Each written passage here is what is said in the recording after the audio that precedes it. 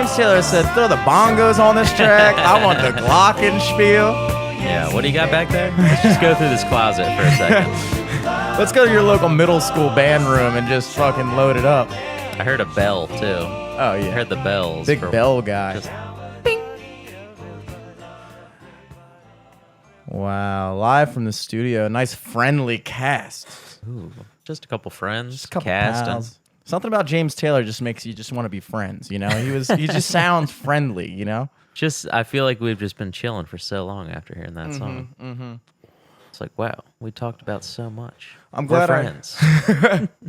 I'm glad I woke up with the sudden urge to listen to Jim Croce because that spun us on a little tirade of acoustic music, classic Exactly. acoustic music. Live from the studio.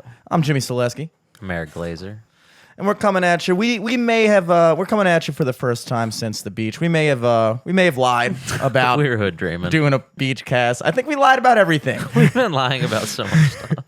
The only thing we did do is go to the beach. We didn't go parasailing. We didn't get a boat. Yeah, we did none of that stuff. It was all Apparently, right. you can't do all that stuff in just like 2 days.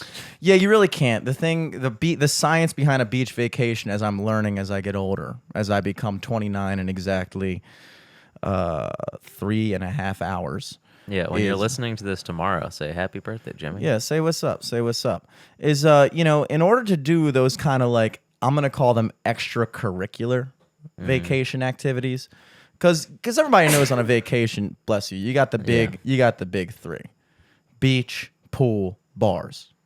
Beach, pool, bars, and bars include dinner and stuff. I'm gonna say all that. And falls also, in. pool is like only if your place has a pool, Yeah, pools as a we game. found out. Yeah. We thought we were going to get into the pool at Riptide, but they were like, just because you're a patron at Riptide Pool Bar doesn't mean you can get in the pool. And I was like, And I also, thought we're going to put a gate up between the bar and the pool. I thought that's exactly what that would mean, actually, but I guess not. And the more I think about it, the more it kind of makes sense, Oh, yeah, because for so sure. many people would just, Yeah, someone Chill in would that pool. drown. yeah, well, that too. But, I mean, they have, Scott worked at a pool bar in LA and that seemed to work. But what they do is, you have to get a table, and they have spending minimums for the tables. So they'll be like, if you want this table, What is it, like a strip club?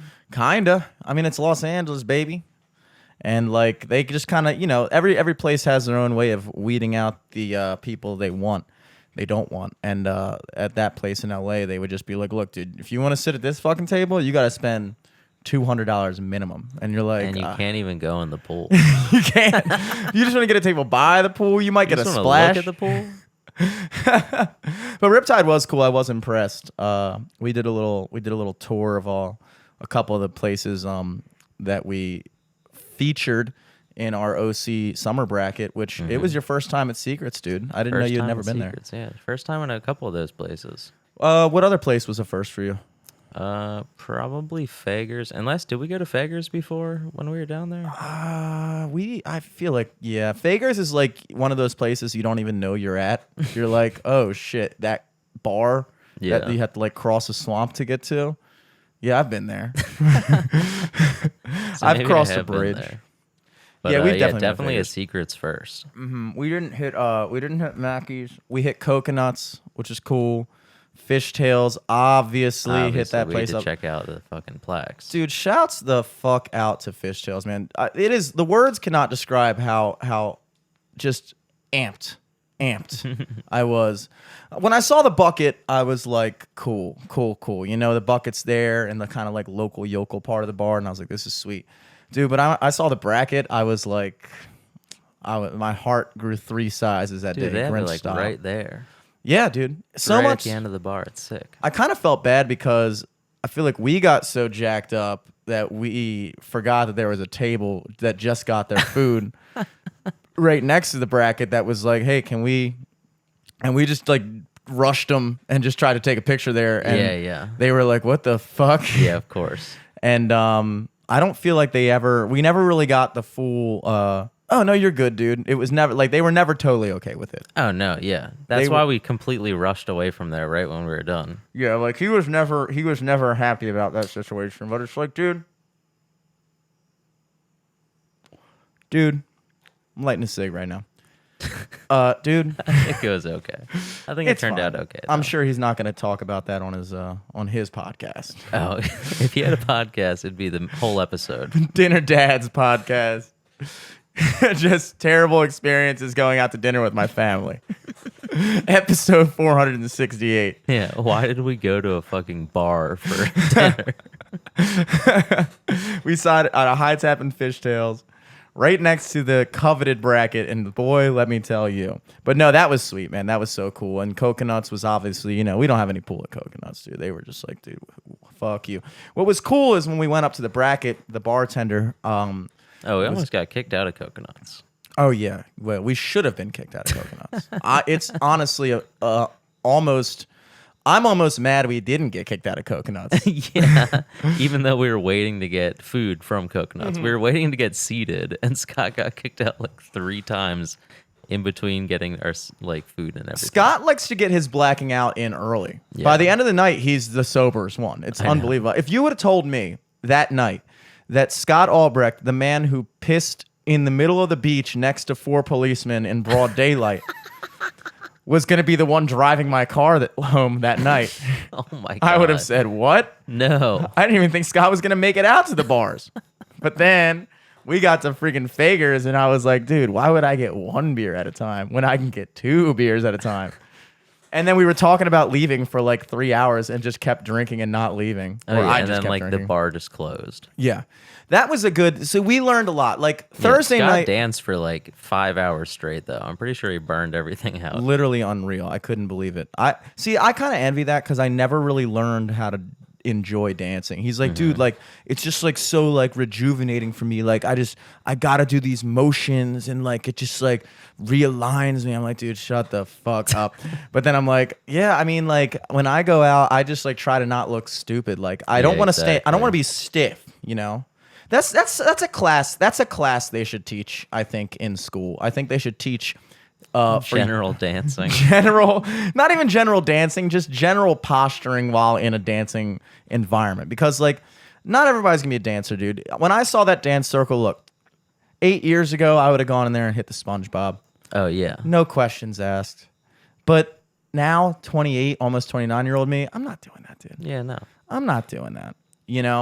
So I just try to hit like the little shoulder bop, just make sure I'm on beat a little bit and just kind of look cool, You kind just of look gotta, cool. you just gotta not sit there like straight faced still. Yeah, That's all you because gotta that's not weird. do. And you can just fucking do a little shoulder roll, just fucking chill. Like, who cares? I mean, Scott made a name for us, dude. When we went to Secrets the next night, somebody came up to us as soon as we walked in the place. He was like, dude, are you the guy from last night?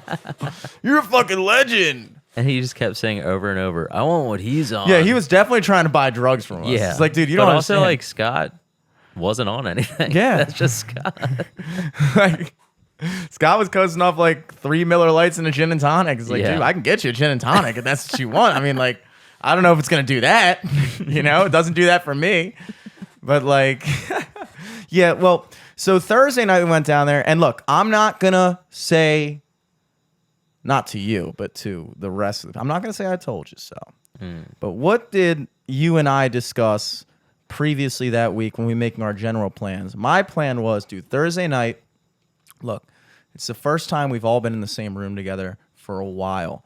Like, we haven't seen Mihai in like 8 years, you Yeah. know? And like some people haven't seen other people in so many years. And it's like, I felt like, dude, let's just get to the beach, get to the room. We got a nice balcony. We got a whole bunch of booze to drink. And like, let's just fucking make Thursday night a fucking, we can get something to eat, but like, let's just get fucked up and hang out at the place Thursday night. Kind of like, settle in a little bit. Yeah, yeah. Mahedi had to go out, dude. He had to go out, dude. Next thing Well, you know, Let me tell you how I came to the situation. So I like walked in, and all of you guys were already plastered, that's facts. and then instantly you guys were like, "All right, perfect, let's go out." That Now was pick it up. That was not my idea, dude. I at first everyone agreed with me, but like, look, I was obviously the team mom leading up to the trip. Oh, yeah. Right? Like, I got us there.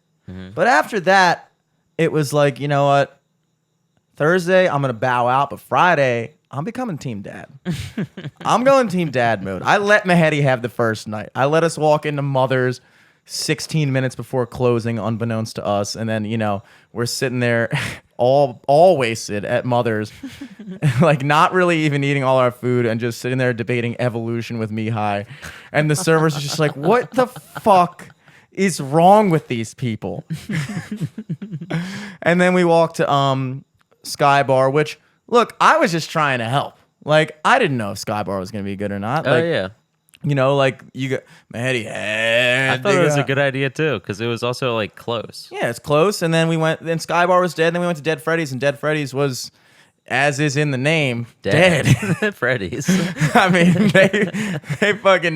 they knew how to name that shit. But it's also a Thursday, so I don't know what would have been popping. I wasn't trying to like drive anywhere; it was too much. So we went back to the place and just did what we originally should have been doing the whole time. We wasted so much time just like trying to find a place. Nice little workout in. Oh, dude, I think walked down. Little did we know, we could have just went 2 more blocks past Dead Freddy's and been at Fager's. Yeah, but then again, it's like I think Friday Fager's was the move because, dude, that night, dude, the day when you drive down, I did so much shit that day, even before I got in the car to go to the beach. Like, I had a lot of hood dreams myself. I was gonna go to the car wash, get it detailed, fucking vacuum it, put my new air fresh. I was gonna put my new air freshener until I vacuum. I did dust my car. Ooh. And then Scott comes in and he was staying here. And he sees me here in the morning, like just kind of getting some stuff wrapped up, and he's like, "Dude, I think I might have a gig in New York on Saturday, so like I don't even know if I'm going down." And I was like, "Dude, you obviously have to go down. Yeah. Like, do you know how stupid that would be if we're leaving? It's Thursday morning right now. You might have a gig on Saturday in New York City, and you're saying because you might have a gig on Saturday, you might just not go." I was like, dude, just go, and you can get a rental car in Ocean City. Yeah. It's easy money. If you can get a rental car here, you can get a rental car there. You don't have a car, So I convinced him to do that, but first we had to go to Joseph A. Banks. Mm-hmm. It's fastly becoming my least favorite store. I gotta say, if I would have known how difficult it was to get a suit, and not that it's difficult, how difficult they make it to get a suit. We showed up. I went there a month and a half ago. Now, this is all before we even leave for Ocean City. I just want to get this out of the way because it's a little much. We show up, and or I show up because Scott's still in LA at this point a month and a half ago, and I put an order for 2 suits. Now, at that time, Marissa's dad was there, but not there. He was off at the time. Yeah. So I was like, so now I had to deal with this other dude, some other old dude. And he's like kind of like... he's nice but unapproachable at the same time. He doesn't know that I don't know what I'm doing. Like, dude, you gotta at least have the wherewithal to be like, this is my first suit. Dude. Yeah, not everybody's buying fucking tailored suits every other month. I'll be 29 in a bit, and I've never bought a tailored suit. I don't know how to do this. My grandmother has bought all my dress clothes since the time I was born. I don't think I've ever bought any dress clothing whatsoever. Yeah. And also, you probably just get like hand-me-downs and shit. Oh, of course. Yeah. And so I go in there and I'm like, okay, I'm going to place an order for my shit and Scott's shit. So I get 2 jackets, 2 pants. They come back. I get my stuff tailored. Long story short, they ordered the wrong pants for Scott. First of all, it takes them forever to find it because now, Marissa's dad was moved to another location. Some other shit's going on. Nobody knows what's going on. Every time we go into the store, they can't find the suit. They have no idea where it is. Jesus. They got to they got to call Joseph A. Bank himself to fucking locate our suit. And it's like, dude, every time I walked into that store, it was an hour and a half episode. And by the end of it, I was like, dude, Scott still doesn't have his pants. And even once they get the pants, they still have to do the alterations. It's I was saying to Scott, I was like, dude, we've been doing this for like 2.5 months. If they don't manage to get this shit done by the wedding day, we should sue them.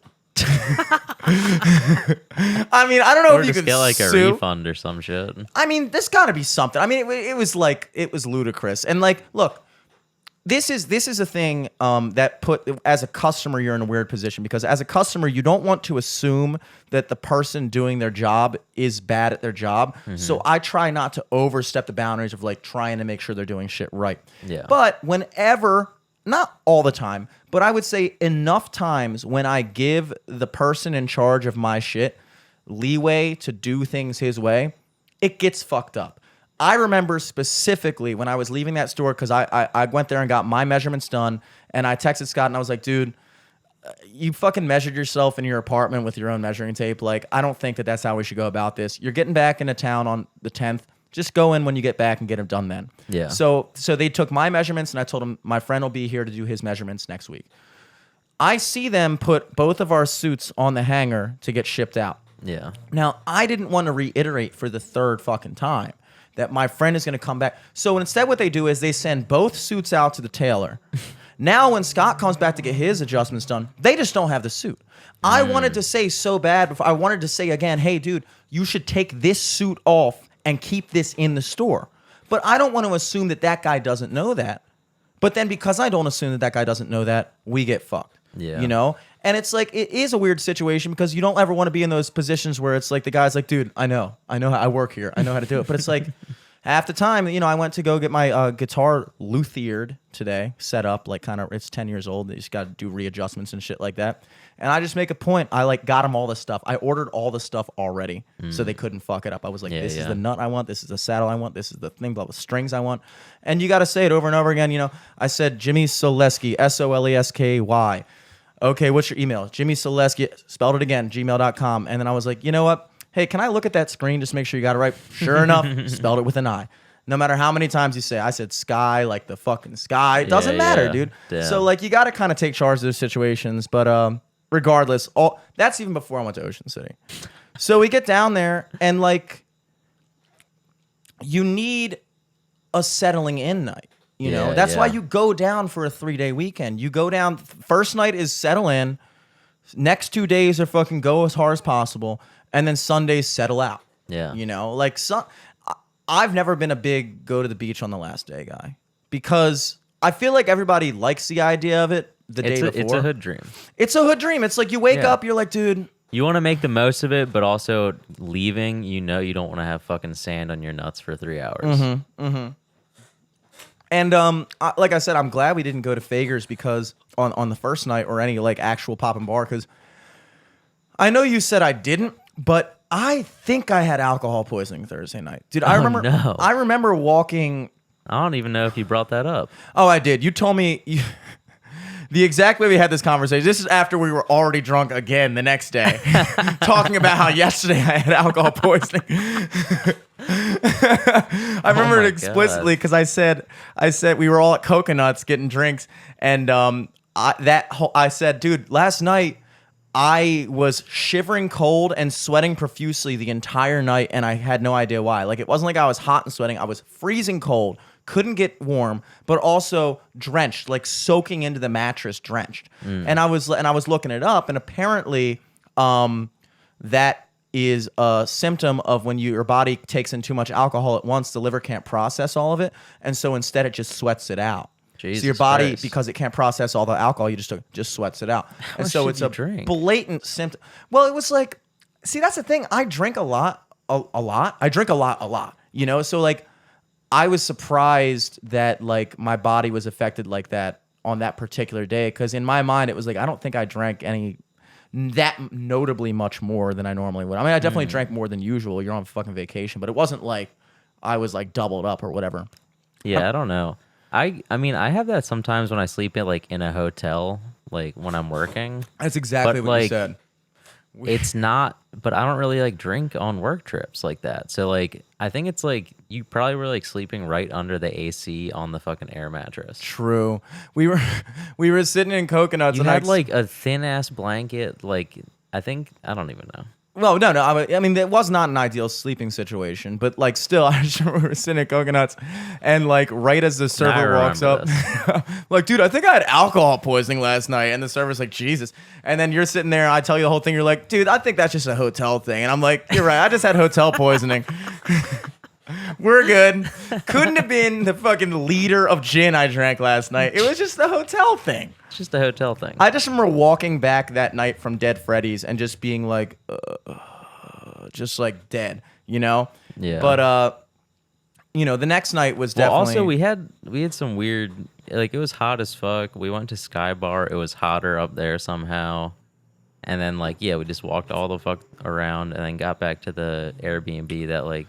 was never ever that cold inside. Oh yeah, I think the stairs at Sky Bar literally was a turning point for me. I think when I got to the top of the stairs, I was like, I need to go home. Like, it was just suddenly something about. I mean, the stairwell. You would think they'd have an elevator. You know, it's a fucking Sky Bar. Nope, you got to walk up that flight of stairs just to get to the top, so they can be like, we're closed. Yeah, like, it's come dead on, up here. dude.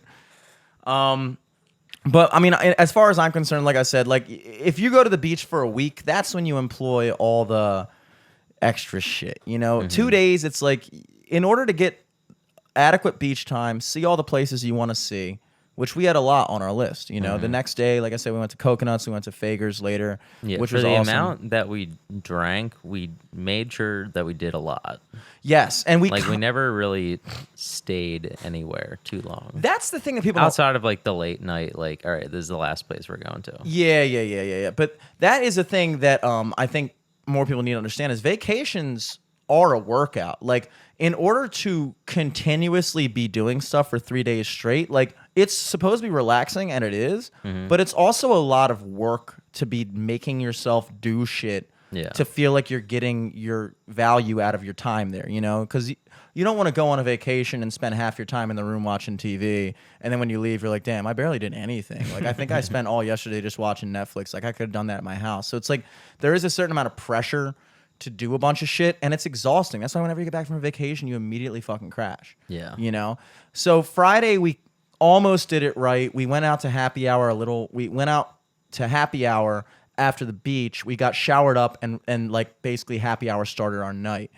Problem with that is by the time we're done happy hour, we get to Fager's. It's only 9. I mean, it was like We got there what way the, too fucking It early. was like what the fuck, dude? It was way too early. We kept but looking also, at the we clock. like started our day way too early. Yeah, I was actually surprised how many of us just got up. Like we were all up by like 10:30. You know, like I know I probably would have slept longer if I wasn't in the living room and just everybody walking around me. Like it's kind of hard. My room was also 4 people deep sleeping, so like it was pretty easy to wake up whenever like anyone moved. Did you get a bunk or did you sleep on the queen bed with somebody? I slept on the queen bed with Scott. Yeah, I think that I low key by pulling the couch. I think that might have been one of the best options. I know. I don't get me wrong. The queen bed was nice. It was really roomy, but I almost went for the couch on Friday night whenever like a slot was open, but then Mahedi took it. Yeah. I was Yeah. like, ooh, you rascal. Yeah, I got the air mattress first night, couch the next two. I don't think I think the last night there I got decent sleep, but I didn't really get much good sleep there, you know, ever. It's kind of Oh, no. hard. It's like It's hard on like a vacation bed. Like they're always terrible. They So have like the piss liner, so you don't even feel the cushion. yeah. Yeah. So Saturday, I think we really did it right. We went to the beach. We got kicked out of the ocean 6 times for throwing the football, which is beyond me.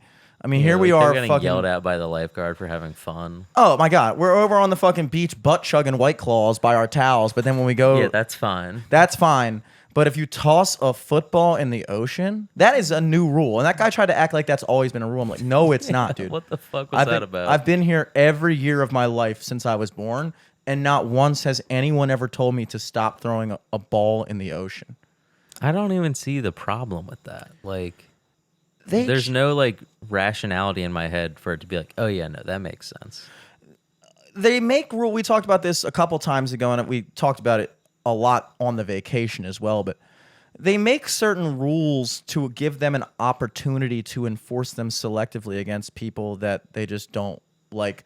Like if you see like a bunch of like annoying, obnoxious ass dudes like throwing the football around and like almost hitting other people on the beach and shit like that, you know, like we've fine, done. though. Yeah, that's fine. That's fine. No, they said we could play on the beach. Yeah, I Could landed run over people's towels and kick sand in people's faces and 8 years ago. I landed face first into a woman's ass diving for a ball, and that was totally fine. illegal. Totally fine. And now I can't even toss the pigskin in the ocean. Yeah. I mean, they sell the football. Ball Regardless, said Ocean City. I know. Not to be used in Ocean City. Unbelievable. But that was fun. Of course, I lost my sunglasses again. I knew it. I made it. I I made it. lucked the fuck out. I didn't lose mine this time. I need to get. I don't want to get those like the string that goes behind your neck because I think that looks very daddish. Yeah. But What'd you get, though? I do want to get like they gotta sell these, and if not, I'm gonna invent them. Like a little small as possible little noodle that you can put on either side, like attach it, floaty noodles, so that when they What? come off, they just float. Oh my god. You don't think that could be? You don't think that could be a thing? No, that could be a thing. I think that'd be sweet. You know what I mean? Yeah. Like that could be cool. There's gotta if they don't have those, that's my next thing. What's your next move? That's my next thing. After the band takes off, the podcast takes off. Floaty sunglasses noodles is the next life investment. But unfortunately, didn't have those at the time, so we lost those. But Saturday, we did it right, dude. We went to the beach. We left a little bit early from the beach, went to Riptide before getting showered. Yeah. As if to say, we are coming back still, and we are going to get regrouped, and then we're going to start our night at an appropriate nighttime starting time, you know? Mm-hmm. So we hit Riptide. Cool band. I think, what were they called? DTZ was their Instagram. DTZ something. Playing mostly original stuff, you know, white boy reggae, but cool. Like, just like very sublime-ish. I like that kind of shit in certain contexts, and that was certainly the context. And then we went to Fishtails, obviously, covered that whole thing. And then Secrets. That was the pinnacle, dude. Mm-hmm. I mean, I was just... Well, in between that, we all went home after did we leave straight from Fishtails to go back? Yeah, we went from... We went to get Ponzetti's. Oh, yes. We got 5 Ponzetti's pizzas. Mm-hmm. Crushed every last Crushed bit of it. every last fucking piece. Got all showered up. Boom. Secrets. Boom. The night begins. Yep. Night begins. First thing, you know, earlier in the day, Scott says, dude, I think Sarah's here. And I was like, what? No way. Tell her to come out to Secrets. And he was like, oh, I just did. And I was like, okay, cool. She said she's going. And I was like, okay, weird. But not weird. Like, cool, you know? Weird. Weird. Why is she going to Secrets? That's our little, like, underground dive bar that we go to. Nobody else goes to Secrets. How does she know about Secrets? Locals only. So we go in there and, like, you know, I'm just stoked because I know some of us, like you, hadn't seen it. I know a couple. I don't think Scott had really ever seen it in its totality before either. So I think when we walked into that nightclub section, I remember he audibly went, "Whoa, okay," like he was like, you know, like he realized like we weren't fucking around that night. Like it was wild.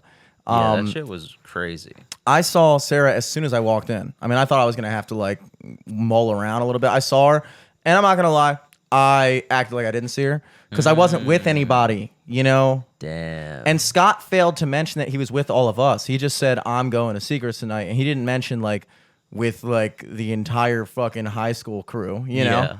And so I saw her over there. I remember we were watching that other band on the beach side.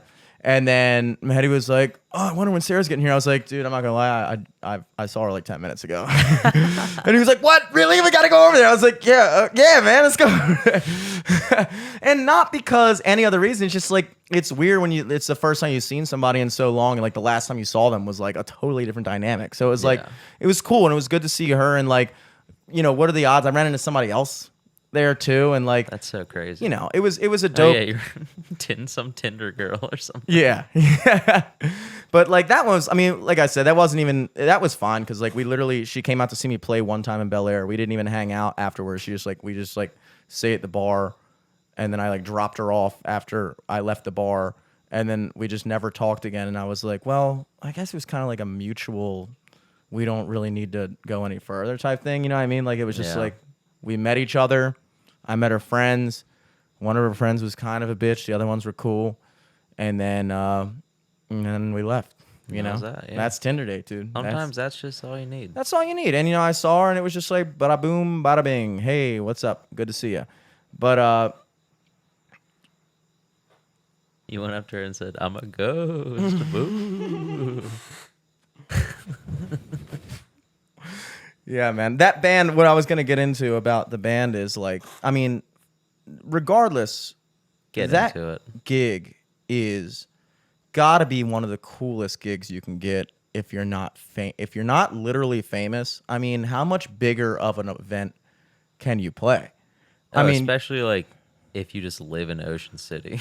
I don't think that those bands live in Ocean City. Those bands are Really? touring bands. Interesting. The bands that they get to play the inside and outside room, if not at least from other parts of Maryland. Like, okay, Are I you know. sure? I just assumed they were all like just old people from fucking Ocean City. Oh no, that's Fagers. Fagers and the other places get like semi-local bands in there. Secrets gets nationally touring cover bands. Last time I was in Secrets, we saw a band called Tuesday's Nationally touring cover. Gone. Yeah, it's a thing, dude. You don't understand. It's a thing, dude. If there's a Secrets in Bringing every the state, big dogs. I mean. So that band was called Lima Bean Riot, and they were good. But the thing, I don't think they're from Maryland. Like I said, I think there's a lot of bands that they bring in. Like that's a high-paying gig. They fly you in, they put you up in a hotel, you play the whole weekend, I think, and Damn. it's like a real thing. I mean, you're playing to like, I mean, how many people would you say were just in that one room at the peak of the night? Oh my god, 1,000? too many. Too many? Yeah, way too Fucking many. way too many. And like, I mean, The thing was, when I was there, I kept thinking like, I feel like we're in like a cruise ship that crashed on a beach. And now that like, yeah, nationally touring car, yeah, it's like a cruise ship. Now the thing that gets my goat a little bit about that, and this is not exclusive to this cry. band, it's a big thing just in general, and I think a lot of like normal touring bands do this as well. Is like the amount of playback tracks. Like, I've on the last podcast was talking about how rap is kind of like in a lot of ways just doing karaoke to your own beat. Sometimes they don't even take the words out; they just rap along with it. But like when you go see a band and like it's a 4-piece band, now they have a singer who does nothing but sing, which I don't even have to say it is a pet peeve of mine. It annoys me when the singer doesn't do anything but sing. It's like, oh, whoa, So they have one guitarist, one bassist, a drummer, and then a singer that only sings. So a 4-piece band with 3 instruments.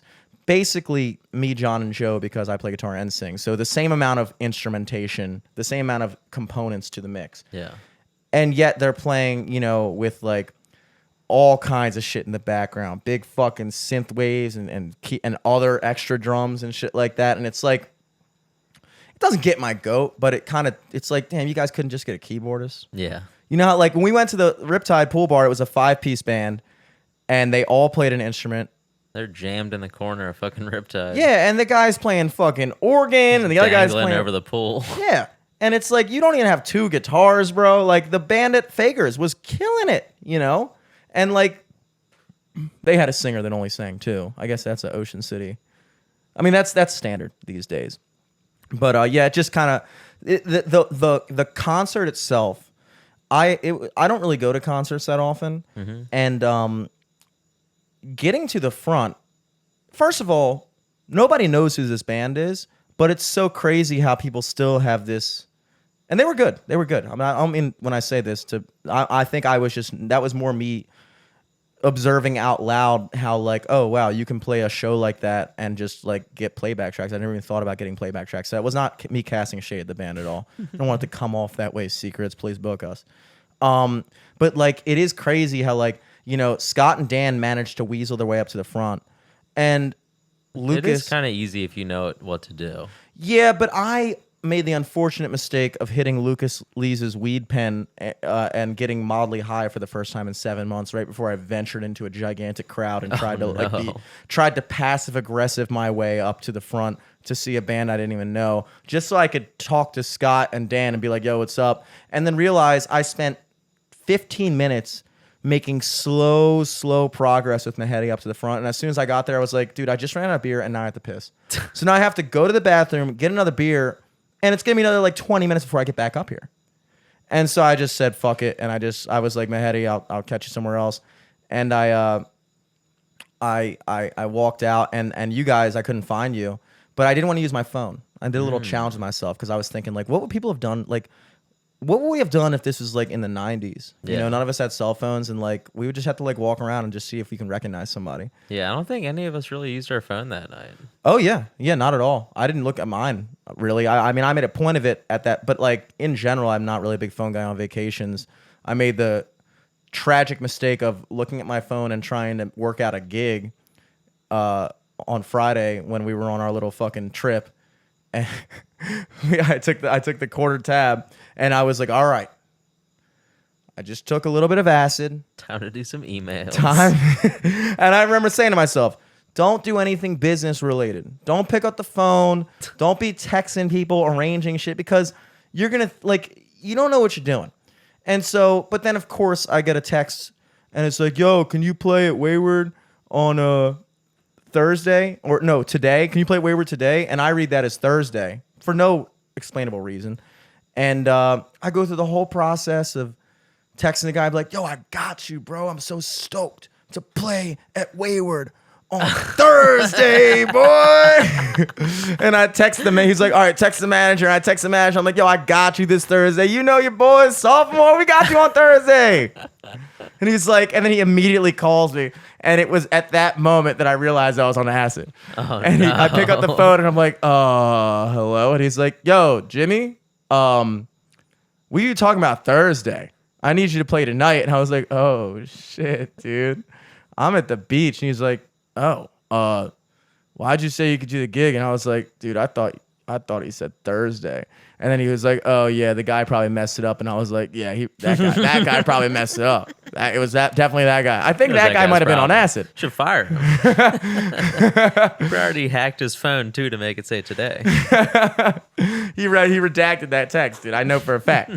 And so, at the end of the call, I'm like, hey, yeah, but if you ever want anybody to play a Wayward, hit me up. He's like, yeah, all right, dude. I just did. Just did. Blew it.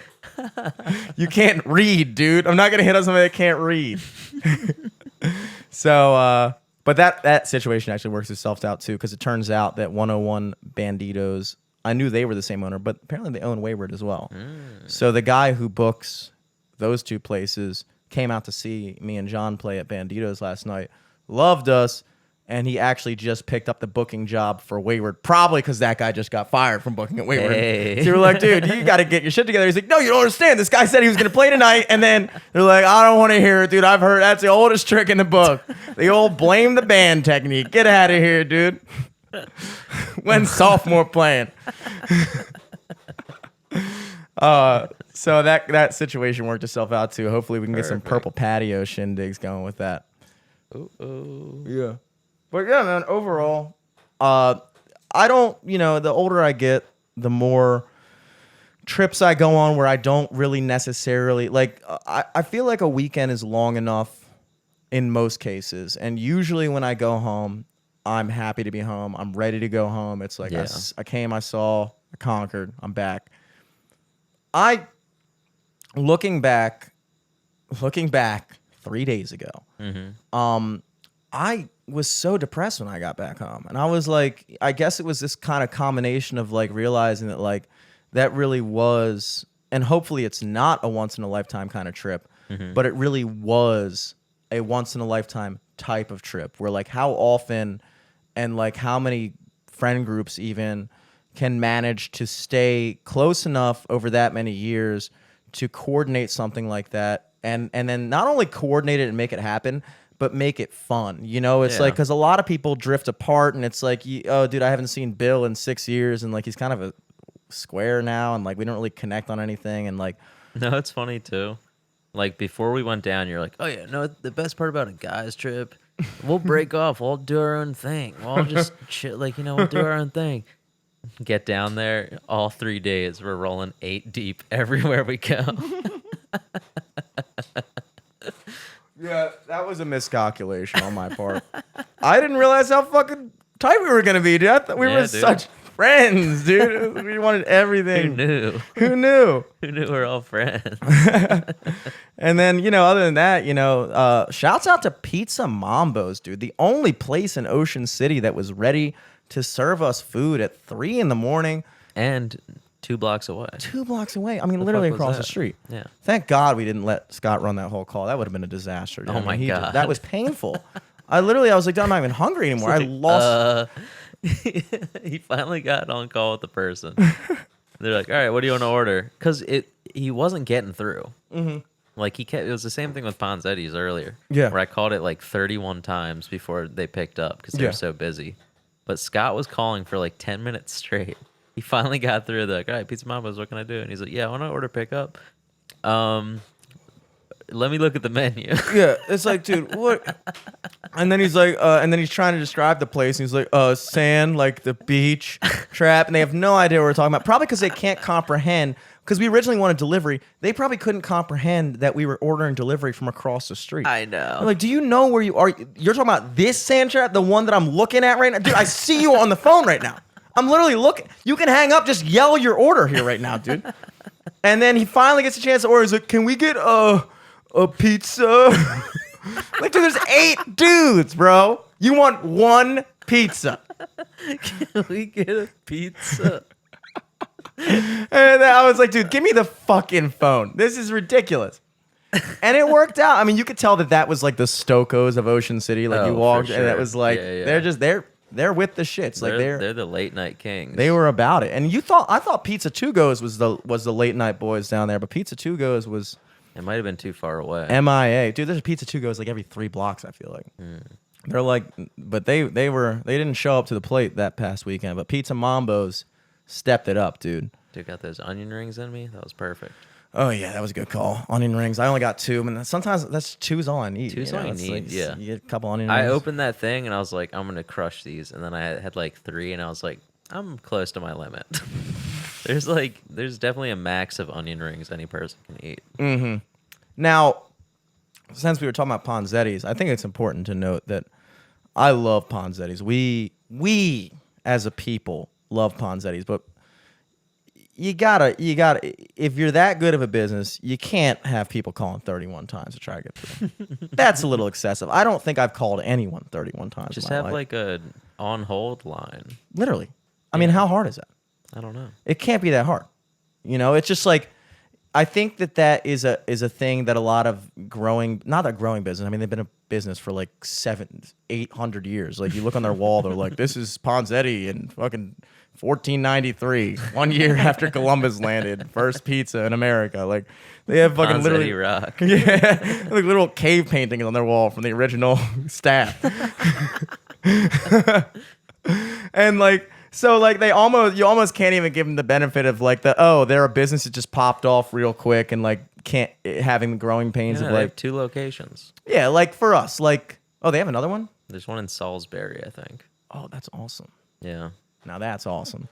But yeah, I think We gotta go to Salisbury. if anybody from Ponzetti's is listening, you just get a fucking hold line, man. You know, like, Get a hold line. your business would do better. And not that you need any advice from us. Your business is obviously doing fine. But like, I mean, if we weren't that committed to getting Ponzetti's, Oh, and I'll do it every time. yeah, I'll do it every time too. I will call because I know you're open, you know, but like, if anybody else was trying to order 5 fucking pieces, I mean, that's like, you know, $100 order right there. You just missed that Yeah. because you don't have a phone hold thing. You know, it's kind of the same thing with a lot of the cash only places. Kind of annoy me too, because it's like, dude, I understand that it costs you a certain amount of money to process.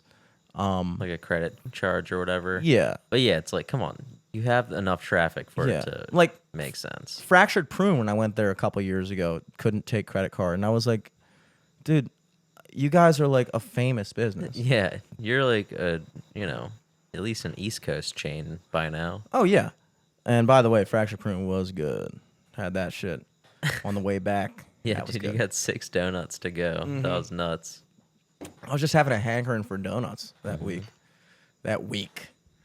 But yeah, man, that was all around a fun trip. And like I said, I mean, there's not many times when you come back and you know, you get that wave of depression. But I think what is truly beautiful and that I find especially unique about our friend group, and I know there's other friend groups out there like this, but I think it's rare, is Tearing up. I know, babe. Dude, it's just rare, bro. It's hard to find. But you have a lot of friends as you progress through life that like ultimately wind up being friends of either convenience or circumstance. So like, I was close with a lot of different people throughout my tenure working at restaurants and stuff, like, you know, you're working at Cheesecake Factory and like you have your little crew at Cheesecake Factory and like Yeah. you guys are going out every night, you're hanging out. That's you're, like the adult version of like school friends, though. yeah, exactly. Yeah. So then once, you know, somebody leaves, they go to a different job or you go to a different job and it's like, it just kind of fizzles out. And then the next thing you know, you haven't talked to them in 3 years. And you're like, holy shit, dude, where you at now? And it's like, whatever, you run into him somewhere and it's just like cool to see him. But like, even then, it's not really like a, we should hang out thing. It's just like, oh, good to see you type thing. It's like, you realize that like your friendship was entirely predicated upon the fact that you had the same job. And so you guys were cool enough in those exact circumstances to be like, yo, I like hanging out with you. You know, we're both paid to be here, same hours on a fucking Wednesday, and like you're a cool guy to talk to. But like, it's interesting that with our friend group, it's like the dynamics and like how immediately, when even though we haven't been in the same room for years, almost a decade, some of us, and like immediately everyone just falls back into like who they are. And I think that's especially interesting because we have so many of our own like little offshoot circles. Like you and I are obviously very close. I still talk to Scott regularly. I talk to Lucas fairly regularly, and I talk to Mahedi fairly regularly. But like, you know, and Dan as well. But like, you know, I haven't talked to Mihai in forever. And like, it's interesting that like you and I have our own dynamic, but then we're in the group. It's like, I forget. I'm like, oh yeah, I forgot. Eric was this guy in the group and I was this guy in the group. And it's like, all of a sudden it's like you have your own thing, but then it's like, oh no, but I forgot. Like this is who we were within the whole group dynamic. Yeah, and it's just funny to see how like, no matter how old we get and no matter what we're doing in life, the second we all get back in the same room together, it's immediately like you're sitting in fucking, you know, Michael Beckman's house. It's just so funny that way. And I think that that's something that a lot of people lack, you know? No, yeah, it was great. It's always like I like those moments whenever like you like reconnect with someone you haven't seen in a while. It's like, oh yeah, we're instantly clicking again. Yeah, yeah. Like that's like, yeah, that describes probably everyone who was down there this weekend. Yeah, I would imagine so. Everyone in our group, not everyone that was down there, dude. I think that, Everyone. I'm talking about all 1,000 people in that dance room. dude, we fucking, you know, we came to party, and of course that was mostly Scott's doing, but like, I think there's something to be said that like we can show up to a big ass club like Secrets and just as a crew kind of run that shit a little bit. You know, like all of a sudden we're in a room and it's like, dude, we're still like fucking getting the party started. I mean, I didn't do that, but Scott did that, and Scott's part of us, so we all take credit for that, dude. Exactly. One of us eats, we all eat, bro. You know? They come up to us to ask who that is. Exactly. Like, yeah, he's my friend, dude. I know him. We drove down here together. He was dancing the whole way. Yeah, we hired him to start parties all weekend with us. Professional party Flew worm. him in from LA. I wonder if Scott's around right now. I don't think he wound up going to New York. Yeah, I don't think so. I saw him fucking chopping wood today or something. Oh, really? On Instagram. Should have hit him up, dude. I think he's probably over at his dad's. Yeah, he's borrowing his car. But I don't whatever. see much wood around here. Yeah, dude. Not a lot of wood around here, dude. Chopped little tooth. Yeah. Fuck, man. Yeah, other than the beach trip, I mean, you know, we came back into the real world and we're immediately bamboozled. What's the topic of the week this week is Taliban's back, baby. Oh, yeah, they made a big comeback. Taliban is back, dude. Now that is Now, that's something. don't call it a comeback, bro. They like I thought the Taliban became Al Qaeda and then Al Qaeda became ISIS, and like we've gone through like 3 different names. It was kind of freaky Yeah, I don't know. when all of a sudden they were like, "Yo, the I think they're Taliban all again?" 3 different things or 4 different things. Yeah, I think so, but I mean, is ISIS still? I mean, if I were ISIS, I'd be pissed because they were hot for a while, and now like Taliban's coming back. It's kind of like 2000s nostalgia in a way. It's like, damn, you know, like you forgot. Y'all must have forgot about Taliban. We were the original terrorist group that we were all scared of, you know? No, it's crazy. Taliban was hot when Soulja Boy was hot originally. Soulja Boy made a huge comeback this year, and then all of a sudden the Taliban's back. Taliban's back, baby. Soulja Boy. What's next? Yeah, man, that whole I don't know anything about beyond the fact that the Taliban's back. I just know that apparently it is a quite the situation over there. But it's weird. It's like I don't know what else. Yeah, apparently, so the president of Afghanistan, he like fled his palace with like bunch of money, and just was like, all right, peace out. I'm going ghost. Yeah. Apparently his brother is like a restaurant tycoon in Baltimore. Oh, really? Yeah, apparently he owns like, I know one of them was Tapas Teatra, Okay. and I forget the other two. But yeah, fun fact, right? That is a fun fact. You might just randomly see the fled fucking king of Afghanistan at the horse next Wednesday, Yeah. chilling at the bar, staying low. He's like, no, you don't understand. I'm the literal king of Afghanistan. I'm like, yeah, right. All right, I'll get you a shot. Hey, take it out of my bottle. Got all that oil money. Yeah, I mean, you got to admit. You might get a sick tip one night randomly. Yeah, well, not from the fucking Taliban, but. No, from the fled king. Oh, yeah, the fled king. He's probably holding on to everything he's got, I would imagine if I was a fleeing king, I wouldn't want to draw too much attention to myself. Oh, yeah. I wouldn't want people to know that I was the former king of Afghanistan right now. That's No. that's a bad look. It's not the best person to be right now. No. I mean, you're talking about people who took an L this week. Yeah. I mean, king of Afghanistan is top of that list, Yeah. It is, I think a lot of people forgot we were in Afghanistan, including myself. It's like one of those things, like I remember being a kid and thinking like, obviously, because that was like, what's weird is like, it is a blast from the past because that was the like furthest back that I can remember, like 9/11, and we went to Afghanistan. Like that was a Yeah. thing. And then when you're a kid, you're like, yo, I think we're at war with Afghanistan. And then other like know-it-all kids would be like, we're not at war with Afghanistan, dude. Like blah blah blah. And I'm like, oh yeah, I guess not, because that wouldn't make sense. Like that's a weird matchup. Like Yeah. Afghanistan versus maybe in volleyball that would be a good match, but I don't know about the Olympics. yeah, Maybe. all out war. I don't know if that's exactly a Monday night football game there, but it's just weird that like, oh, we were there and we've been there for 20 years, and then literally in a matter of days. It's like, why were we even there in the first place? I mean, everything we did over there, and that's, I think that's something that a lot of people have a hard time understanding when it comes to different cultures, is that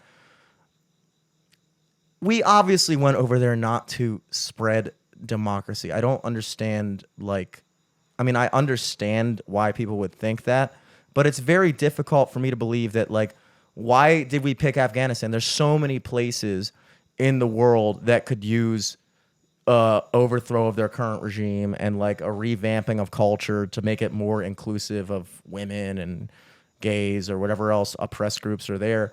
So like, we went to Afghanistan originally for, I guess, to get Osama bin Laden, right? That was the whole purpose. Yeah, I think so. Well, and then also like the quote unquote weapons of mass destruction. That was Iraq. We went to Iraq for weapons of mass destruction because it was kind of the same shit. Yeah, it was all part of the same campaign. All part of the same shit. Like if it was Call of Duty, first mission would have been Afghanistan, next level would have been in Iraq. Yeah. But it's just kind of, I think ultimately a lot of people there never really because we spent all this money and time trying to, I guess, install our cultural values into their system and trying to get them to adopt our system and blah, blah, blah, blah. And then what you realize is like, we're trying to get a better deal on oil. Yeah, exactly. Yeah. We're trying to get a better deal on oil. And we like, want to put our guy in there so he'll give us a better deal. Yeah.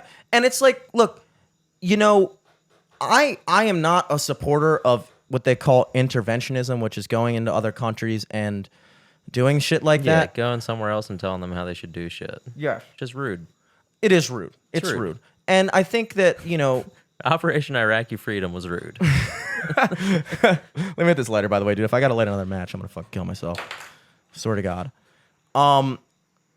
But they don't fuck with our values. And I think we have to accept that. Yeah. Like, they don't want that shit. A lot of them don't want it. And, like, look, the Afghani army could have certainly fought off the Taliban.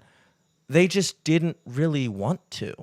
You know what I mean? Like, I wonder how many, like, I think, look, I'm just totally speaking out of my ass right now, but, like, what other explanation could you offer for the fact that we've been there building up their infrastructure, building up their military, building up their governmental system, supporting their government, supporting their military, providing them with weapons, providing them with all this shit, Apache helicopters, fucking drones, and all this shit that the Taliban doesn't have. And then the second we pull out, the Taliban just walks up, is like, "What's up, bitches? We're back." And the military just goes, "Fuck it, take it." It's like, what other possible explanation could you offer other than like, they didn't really care? Yeah. I mean, they really must have been like, oh, like, I'm sure there was a lot. Of course, there was a ton of Afghani citizens that were happy for us to be there.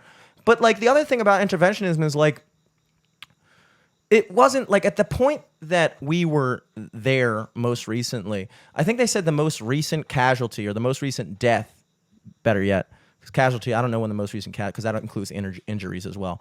The most recent death in Afghanistan was February 2020. So it's been over a year since a troop has died, a soldier has died, a U.S. soldier that is, has died in Afghanistan. So to call that a war is not really, I guess, a accurate representation of what was going on over there. We were occupying them. We were occupying them for access to their oil. And I think in a lot of ways, the citizenry may have been benefiting from that. And so I don't necessarily know if, like, yeah, would I support going in there immediately? Would I, if today we came up with the idea of going in there, I would not support it. But the fact that we've already been there for 20 years, it's like to just pull out at that point, it almost like you watch the same thing happen in Syria, you watch the same thing happen in Libya, like you overthrow a fucking government, and then what happens? They just install a worse fucking thing. Like another worse thing comes and takes it over. Yeah. And now, like, of course, China and Russia are probably looking at it like, oh shit, like now we're gonna have to access these oil fields. China doesn't give a fuck. China's looking at that being like, oh, thank God, America's gone. We're coming in there tomorrow. China was sitting there next to Afghanistan like a dude in your girlfriend's DMs, waiting for the day you break up. China slid in those DMs and was like, you up? You up? Did he hurt you? Did he hurt? Like, you know that's what they're fucking doing, dude. And it's, I mean, look, I can't get too much further into it beyond that because honestly, I don't fucking know what's going on. All I know is that, again, one of the few times we get like one a year, I would say. We get one thing a year where everyone's pretty much in agreement, like, oh, that's fucked up, you know? And I think this was that one. So we can all rejoice in that pretty much everyone is looking at that situation and being like, damn. It's fucked up. Damn. Those fucking people hanging onto the planes and shit. I was like, wow, they really didn't like Afghanistan, you know? Yeah. But they got, and that's the other thing about, you know, if you look through their history, they've never been like conquered. You know, there's something about the terrain and the mindset of those people that like the Russians tried to do it. Other people have tried to do it. The Ottomans, I guess, I don't fucking know. But like, they've never fully been conquered. And like, so it's just kind of, I mean, they're a very strong culture, a strong people. And so when you mesh that with the fact that they just rolled over for the Taliban, something else is going on there, dude. Something else is going on. And apparently the Taliban's been saying like, well, we're going to try to be a little inclusive and stuff. And you're sitting there like, yo, Taliban, you're the fucking, really, dude? Really? What is inclusive for you? Chill. Taliban's fuckboys now, dude. They're cool. Taliban coming back like Germany right before WW2. Like, we're chilling. Hey, guys, come on. It was 20 years ago, We're just dude. gonna overthrow the palace real quick, nice and smooth. Nothing's gonna happen. We have women actually leading our live killings now. Crazy, right? Well, that's inclusive. Apparently they're memeing now, dude. Taliban's memeing. They're Jesus memeing. Christ. Joe sent me a Taliban meme. What the fuck? It was like a Wojak and Chad meme, you know, where it's like the crying gray guy and like the cool guy looking back, and the crying gray guy is like, "You're anti-Semitic, blah blah blah blah, and homophobic and blah blah blah, and you're literally destroying culture and blah blah blah." And then the Chad guy is just a Taliban guy, and he's looking back and he's just like, "Yes." And then behind him there's like three women, like the women that you always see in those ones, like the blonde chick, and they're all in burqas, and they're like, "We made you dinner, Habibi," and it's like God. they're fucking like, and then apparently, like, dude, the thing that we forget is a lot of those dudes over there, they're just like, they're mostly younger, like early 20s guys that get involved in that kind of shit. Like, They might know it's how to meme. Same age as like people that we send into the army. We cannot allow ourselves to lose the meme war with the Taliban because that's the next frontier. Yeah. And I don't want them hitting us with the West can't meme, dude. No, all we have to do is ratio them, dude. We just have to ratio the Taliban. The thing is like, there's more of us than them. Dude. What if they're funnier though? We'll ratio them, dude. No matter what. I don't know, dude. I think that a lot of people are going to be surprised that the Taliban is tweeting heat. You know, they're still on Twitter apparently. Did you know How that? do they have a Twitter account? How are they allowed to have a Twitter account? That's been a subject of hot debate. Also, didn't like ISIS have a Twitter account? Yeah. That's insane. I know. I mean, and like, you know, not to get overly political, but a topic of hot debate this past week alone, because I don't think they fully verified that it's the Taliban officially running this Twitter account, but they're pretty sure it's the Taliban. They're called the Taliban. And they're saying Taliban-esque shit. So even if it's not them, there's still a Twitter account. They're still like live tweeting. Yeah. From the there. Yeah. From the Taliban. And so the sentiment growing around that people have been debating is like, does anybody find it odd that the sitting president was banned from Twitter, but the Taliban is just chilling on Twitter, retweeting shit? It's like it's kind of crazy. Now, yeah, I mean, Trump was going off though. But was Trump causing 9/11 though, bro? I mean, that's a hard comparison because also like, yeah, I don't know. It's a tough case to make. It's a tough case to make. It's Trump was worse than the Taliban on Twitter. It's a straw man argument, buddy. It could be. I just think that no matter how you slice that one up, it's kind of difficult to say that an actual active terrorist organization openly promoting terrorism, like not even like dog whistling or whatever, not being like, hey, you think maybe we should no, they're just like, yo, we're gonna fucking we yesterday we overthrew Afghanistan. We're not fucking around. We're not just, and it's like, it's kind of difficult. It's like, why would they look? I'm gonna try to remain intellectually consistent here and say that I guess it wouldn't be the worst thing. Look, this is a tough stance to take, I'll admit. Short circuiting. But I'm gonna go ahead and say that let Taliban be on Twitter. I'm gonna go ahead and say that because you know what? I said we should let Trump stay on Twitter, and I still believe that. And I think that know your enemy, kind of. I think close. Keep your enemies close. Keep your friends close. Follow them on Twitter. Everybody follow the Taliban right now. Everybody go follow the Taliban. I think that look. Tomorrow's Follow Friday. We'll just Taliban. Now, do you think they do follow for follow? Because I tell you what, I hope not. I don't want to be on some list. I tell you what, if I could brag the Taliban follows me, I feel like that's kind of a flex a little bit. But I mean, no. But even being serious, I know this sounds like a ridiculous point to make. And I'm not necessarily saying that this is definitely my stance, but just to kind of run with it a little bit here, wouldn't it be kind of better if you knew what they were up to all the time?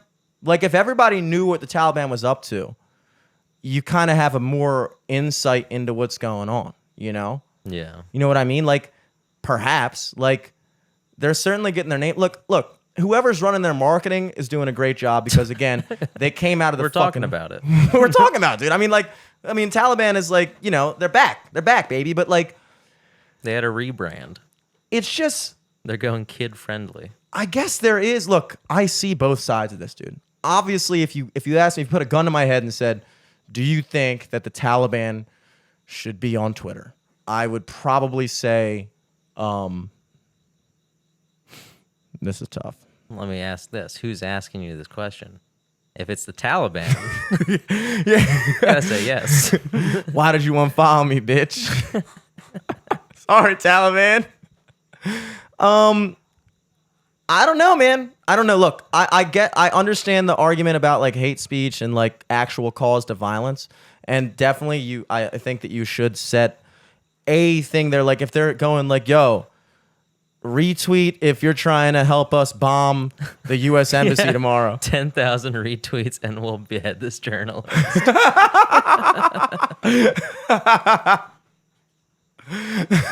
But like, I can kind of see what. Okay, here's what I think it all comes down to.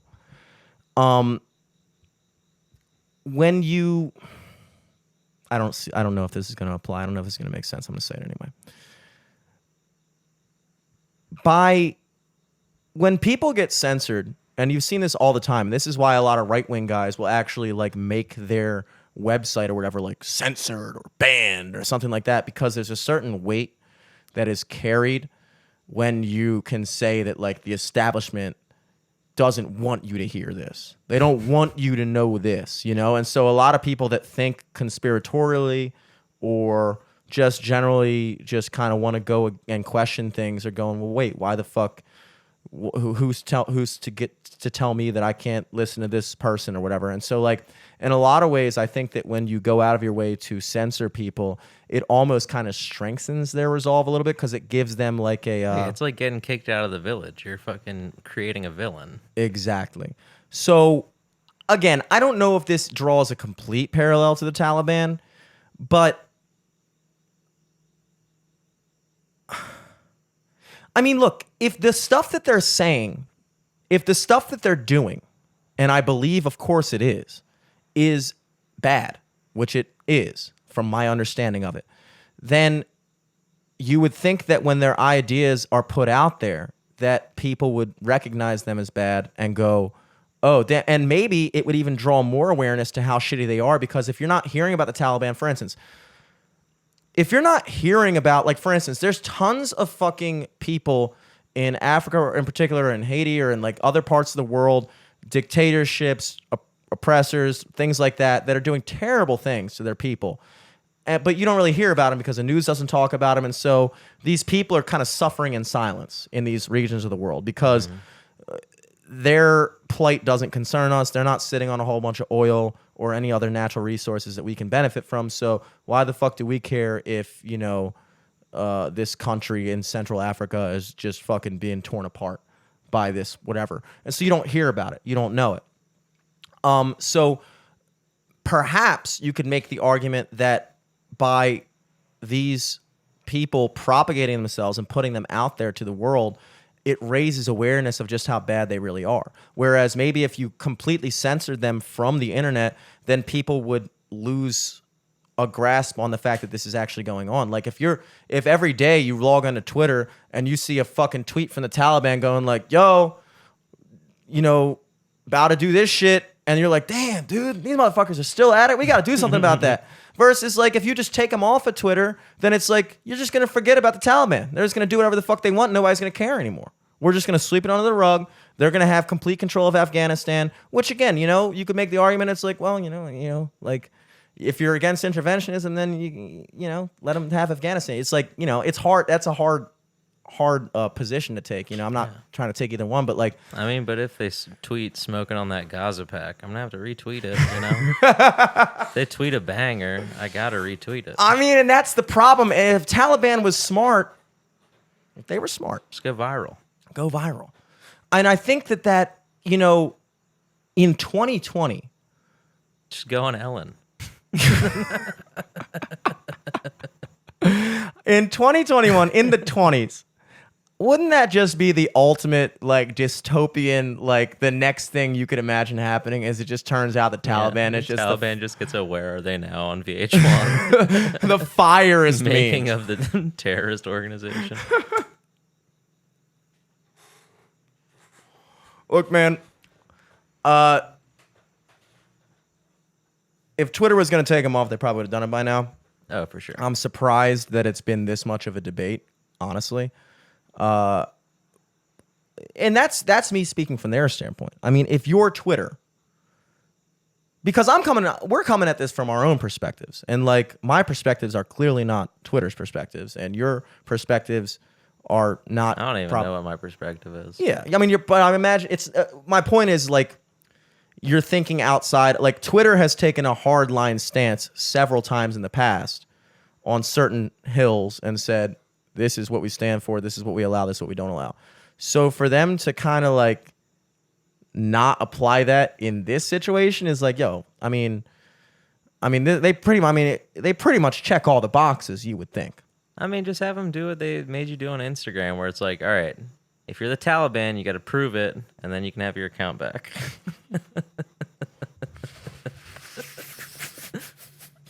They gotta do like what I did and like send a picture with Yeah, a they number. gotta send their driver's license. They gotta send a proof of. If an you're really the LLC. Taliban, I want you to send a picture of a U.S. prisoner Show me holding your up. bank records.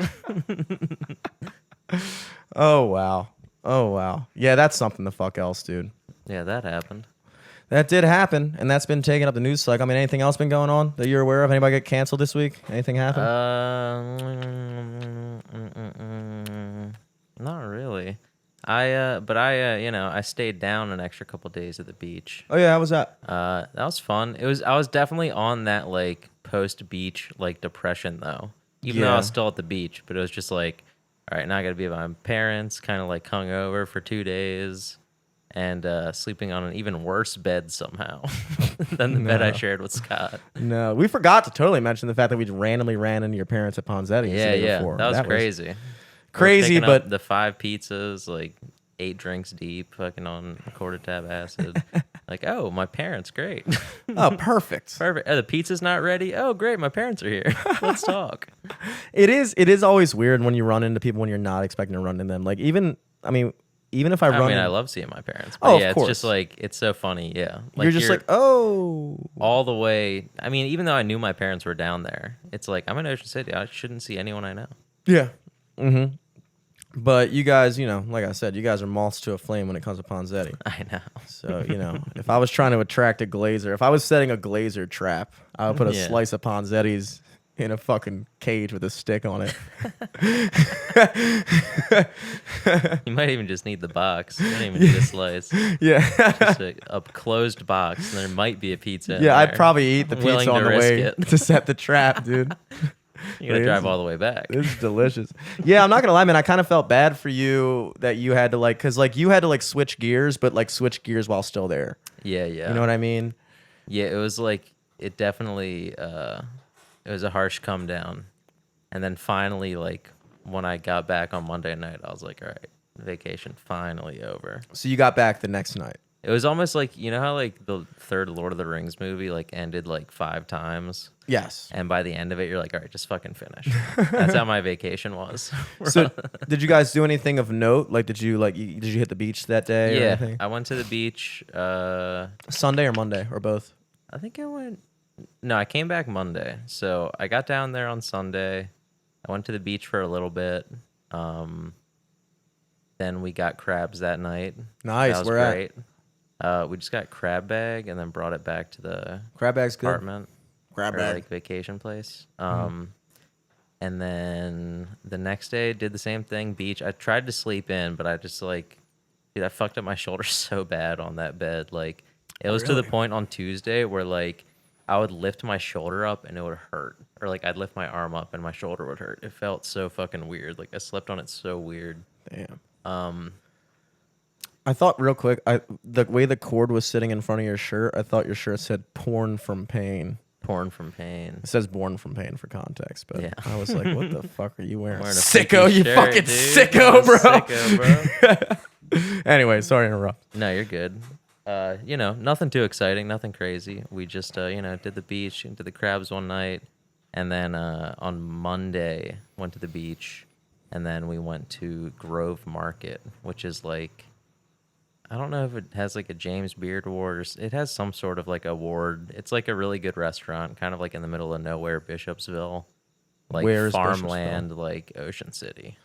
So, on the Eastern Shore, or is it if you're going out 60 and then you kind of take a right after you pass the bay. And you mean go 50 or 60? 60? 60. What is 60?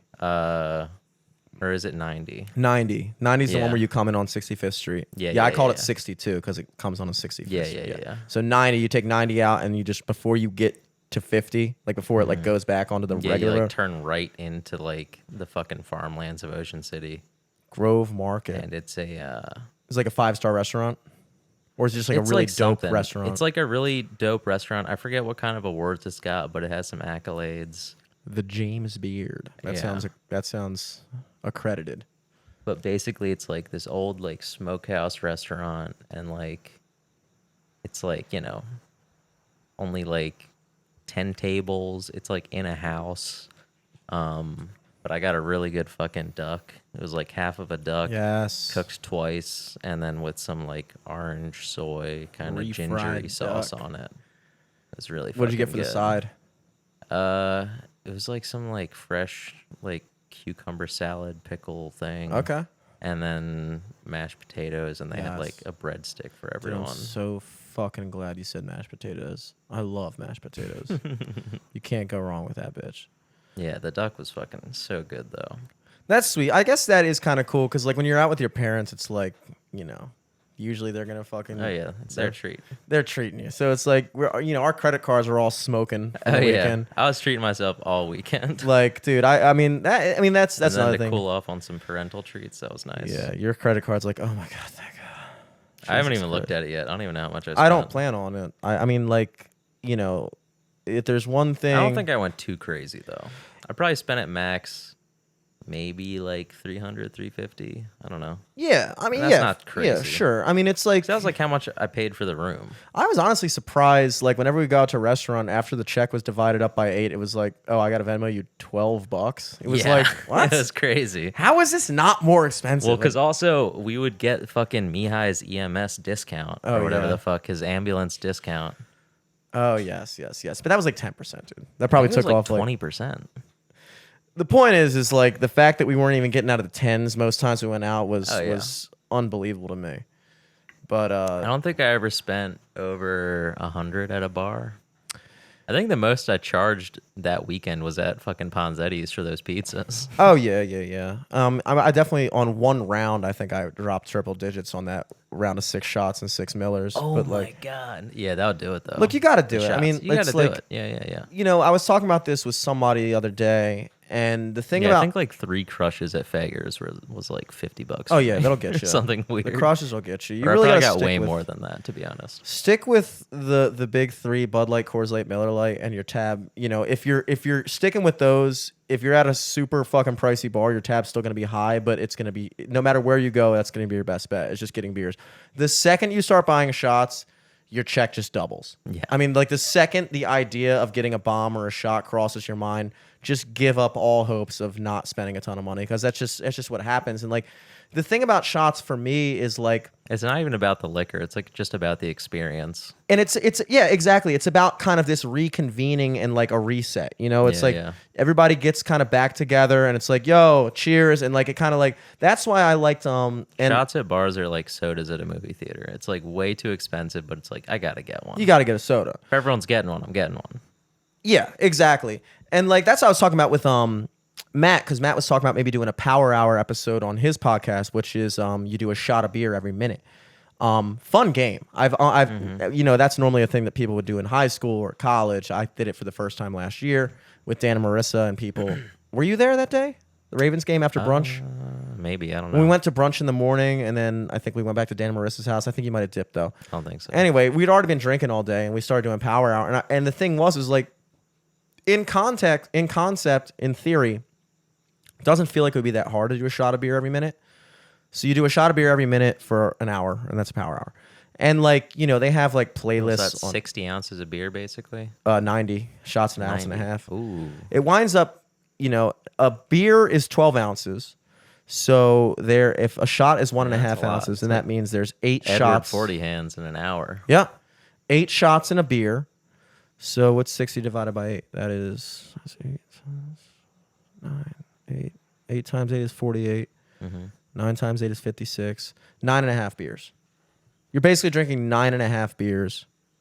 Is that right? No, that's wrong. I fucked that up. I definitely fucked that up. 8 times 8 is 64. 8 times 8 is 64. 9 times 8 is 72. I mean, think about it this way. So, It's 7.5 beers. It's 7.5 beers okay. in an hour, which will get you buzzing. But after a half an hour, it gets you like you. This makes you need to pee. Yeah, and you almost feel like you can't do it, but then it's like you forget about it and you do it. But what it really is about is very much like a shot at a bar. It's like we didn't even put on a playlist because you can do those power hour playlists where like 2000s power hour and they just play like all these bangers from the 2000s every minute it switches and it just kind of gets you re-going again. You're like, hell yeah, I remember this song. You do another shot of beer and like by the end you're 7 beers deep and you're like, oh fuck yeah, let's fucking go out to the bars or whatever. I might even suggest we do that tomorrow. Who knows? Who knows? Maybe I'll incorporate that into the night. Power. I'm 29. Maybe. But You gotta do it 29 hours straight. yeah, we got to start now. But we didn't even put a playlist on. We were just talking, and like every time we do a shot, the conversation would kind of like switch topics, and so we talked about like 60 different things over the course of an hour, and it's like every time you kind of reset, whereas in normal a conversation will just kind of drone on, blah blah blah. You kind of just lose steam, and then somebody thinks of something else to talk about. You do it, but this one, it just keeps you going. When you're out at a bar, it's like everybody's kind of there, and like maybe there's like a lull, and you're like, all right, we're in this room. I don't really fuck with this song that much, and everybody's just kind of chilling, like running low on beer, and it's like, oh, whatever, blah, blah, blah, just standing around, not really knowing what to do. And then somebody rolls up with a fucking round of shots, and it's just rejuvenating, dude. It just like it just turns the night back on, So that's why I think it's important, and that's why I did it, dude. You got to do it, and other people got shots. Together. Scott got shots, and it's like you got to do it. But we failed. We saved the best for last. So we failed to talk about the breaking news of the day that you told me about, which I don't think you fully appreciate how weird this was. From my end.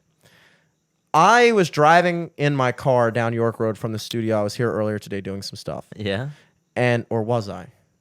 Was you? I don't know. Maybe I wasn't here. That's so weird. Oh, you know what? That's weird. I don't know where I was earlier. Oh, that's right. I was up in Cockeysville taking my guitar to Music Go Round to get it repaired or get it like fixed or set up or whatever.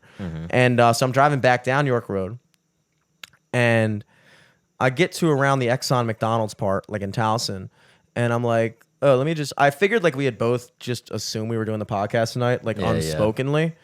But I was like, let me just text Eric. It's like, I remember it was 12:09.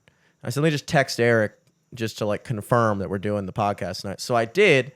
And so I sent that text, and then you replied with something, or from my end, it was like, let me see if I can pull this up. Because it really blew my mind. I was so confused. Let's see. Setting the stage here. 12:09. I love that my phone's going to be extra slow right now. Here we go. Get into it. Here we go. Okay. So I say, trying to do tonight like 7/8 or whatever. And then you say, yeah, let's break this on the pod later. I got the scoop.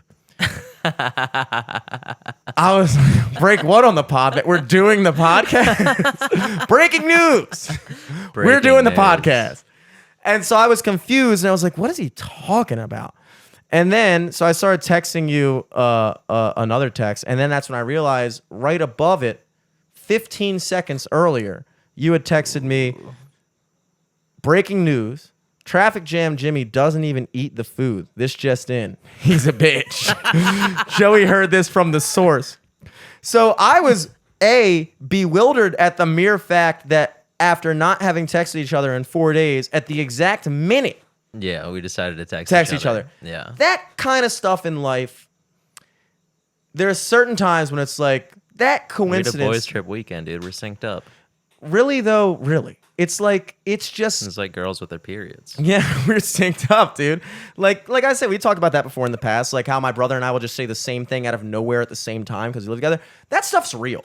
Yeah. Like that stuff is real. That's not a coincidence. If you factor in how many minutes there are in a day and how many, it's not like we text each other all day every day. Like No. like we text each other maybe like the day of the podcast and maybe other times randomly throughout the week, randomly sometimes. So like you factor in that we text each other about 2 times a week. Yeah, There's 3,600. No, there's fucking. I'm not even gonna do this math. I'll get too tripped up on math all the time. There's a lot of fucking minutes in the 9 day. days. There's there's a lot of minutes in a week, and the fact that on the same exact minute we decided to text each other the same exact minute, the same exact day, that's fucking weird. And I don't know if that's a coincidence. That's just some next level shit.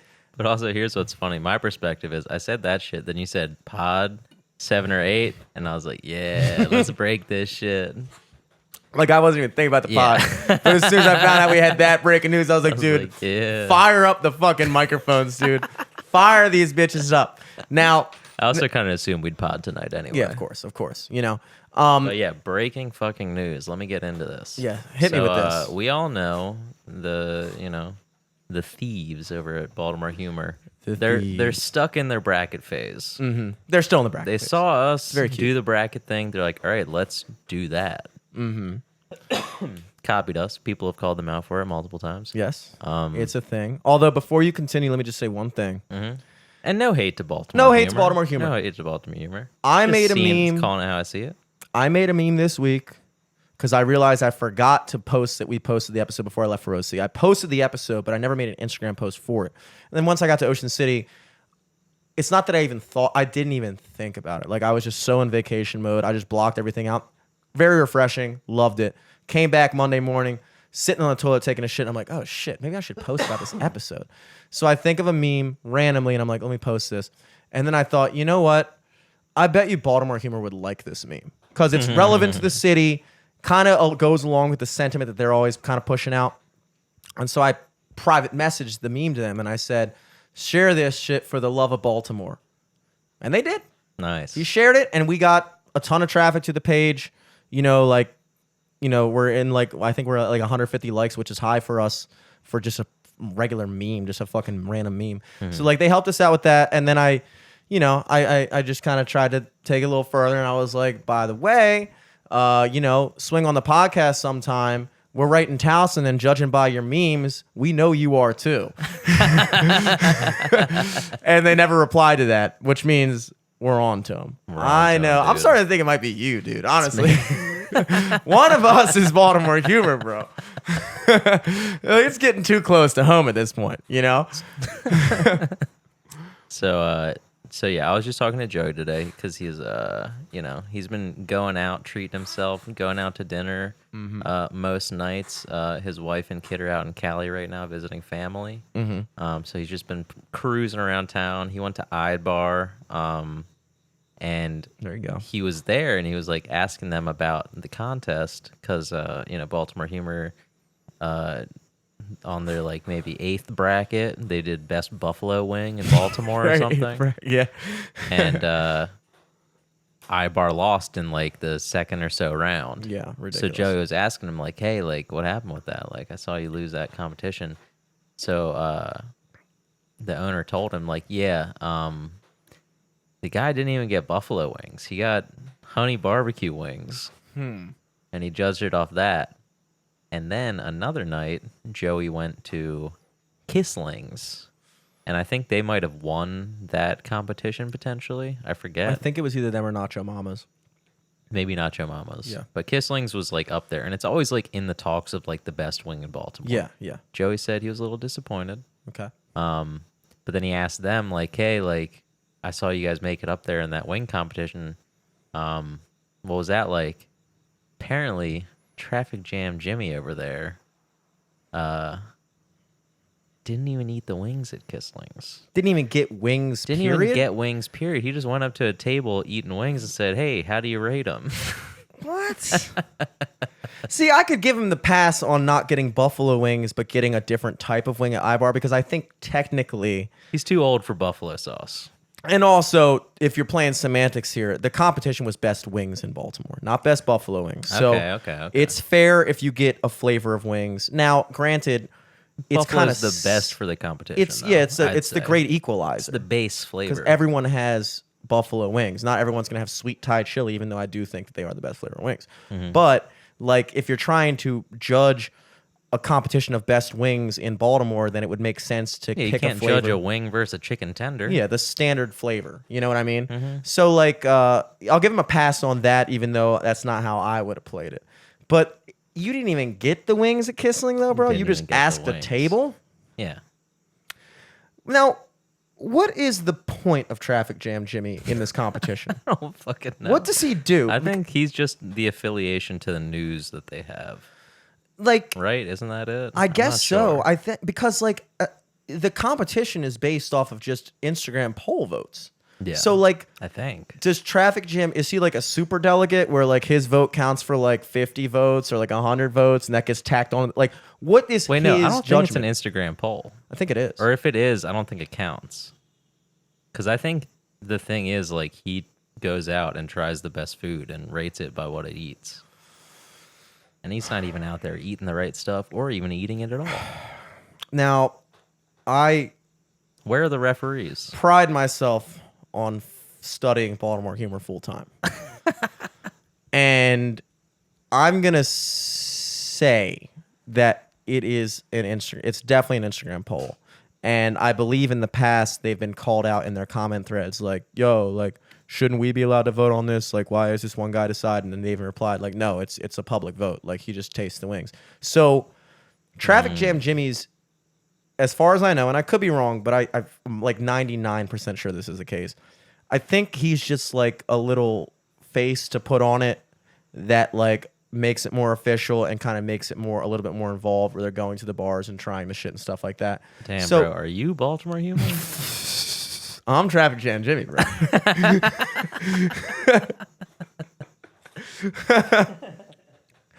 But like, so that's, I'll say that's trash for sure. That's garbage. That's garbage. But are we surprised? We surprised? We know what they do over there at Baltimore humor. We know what you guys do. We know what you fucking We do know why over you don't want to come on the podcast, dude. Because you're already on it, Eric.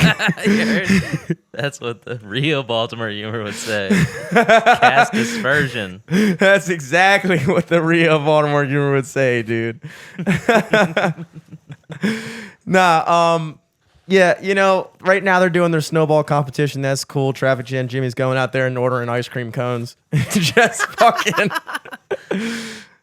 fucking do whatever. Look, at the McDonald's drive-through. More doing power. The fucking cone challenge. I think that we should just get real meta and just get Traffic Jam Joey on there, dude. and just start having him go to and ordering all the wrong shit. And then they would have, you couldn't avoid us at that point. They'd be like, all right, we were supposed to be copying you. And now This is going a little far. you're taking this arrangement way more than it should have been. But like, yeah, I mean, How are we going to copy this now? So, that's breaking news, dude. Is anybody surprised? Probably not. Does anybody care? Who knows? Look, it would be I sweet. didn't know I was dealing with a fucking Baltimore humor simp over here, dude. Yeah, Jesus I'm a Christ. simp, dude. I'm simping for Baltimore humor, Jesus. dude. No, look, you know what?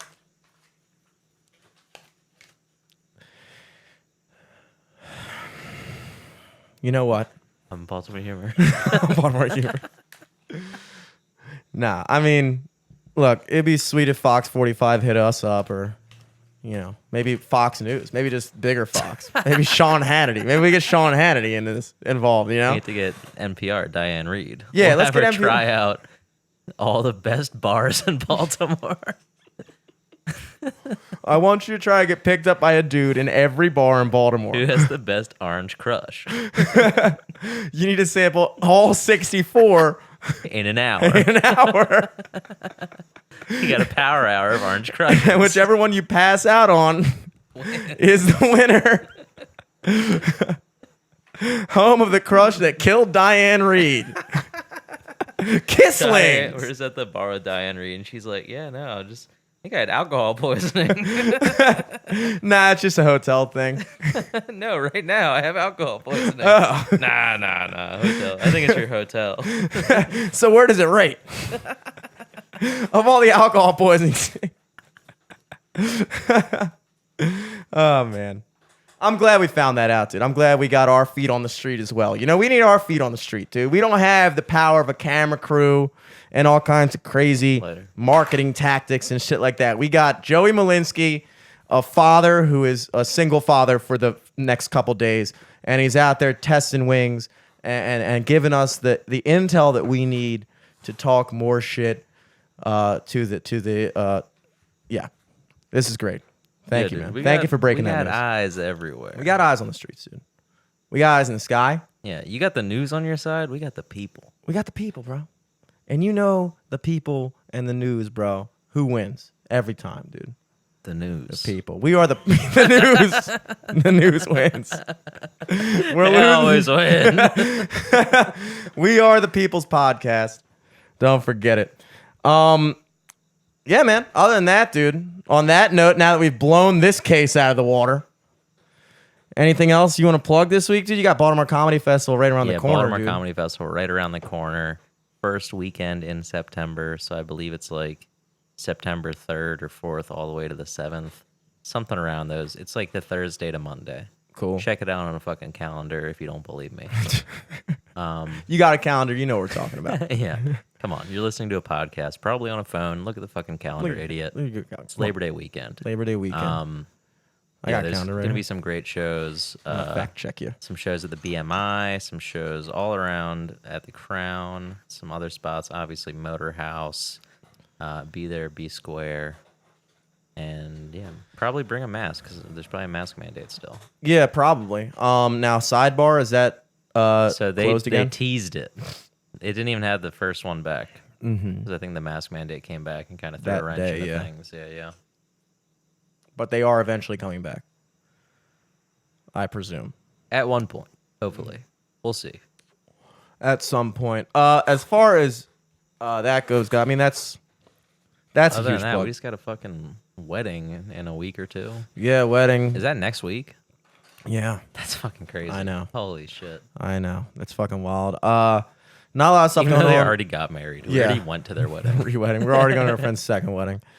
So that's next week. And catch Yeah, us. COVID was hard for Dan. We'll be He He got married. That ended real quick. Yeah. Now he's getting married again to It's the beautiful. same woman. It's a love story.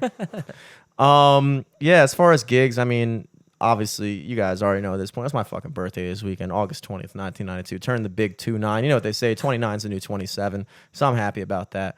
I'm happy to turn 27 again.